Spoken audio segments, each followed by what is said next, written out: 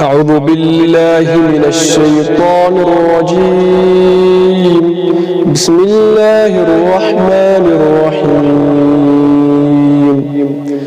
تبارك الذي بيده الملك وهو على كل شيء قدير، الذي خلق الموت والحياة ليبلوكم أيكم أحسن عملا وهو العزيز الغفور، الذي خلق 7 سماوات طباقا ما ترى في خلق الرحمن من تفاوت فارجع البصر هل ترى من فطور ثم ارجع البصر كرتين ينقلب إليك البصر خاسئا وهو حسير، ولقد زينا السماء الدنيا بمصابيح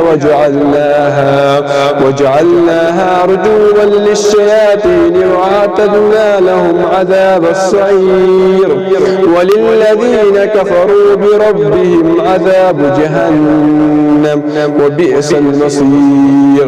إذا ألقوا فيها سمعوا لها شهيقا وهي تفور تكاد تميز من الغيظ، كلما ألقي فيها فوج سألهم خزنتها ألم يأتكم نذير، قالوا بلى قد جاءنا نذير فكذبنا وقلنا ما نزل الله من شيء إن أنتم إلا في ضلال كبير، وقالوا لو كنا نسمع أو نعقل ما كنا في أصحاب السعير، فاعترفوا بذنبهم فسحقا لأصحاب السعير.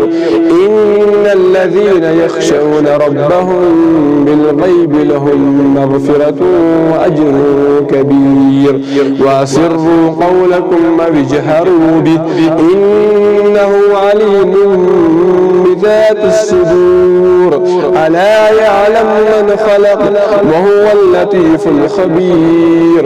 هو الذي جعل لكم الأرض ذلولا فامشوا في مناكبها وكلوا من رزقه وإليه النشور.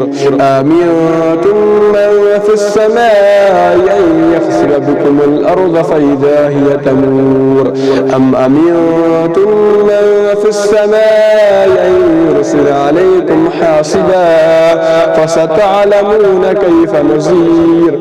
ولقد كذب الذين من قبلهم فكيف كان نكير.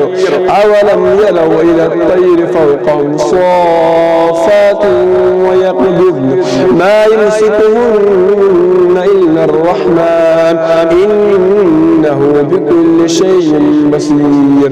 أمن هذا الذي هو جند لكم ينصركم من دون الرحمن إن الكافرون إلا في غرور. أمن هذا الذي هو يرزقكم إن أمسك رزقه بل لجوا في عتب ونفور. أفمن يمشي مكبا على وجهه أهدى أمن يمشي سويا على صراط مستقيم. قل هو الذي أنشأكم وجعل لكم السمع والأبصار والأفئدة قليلا ما تشكرون.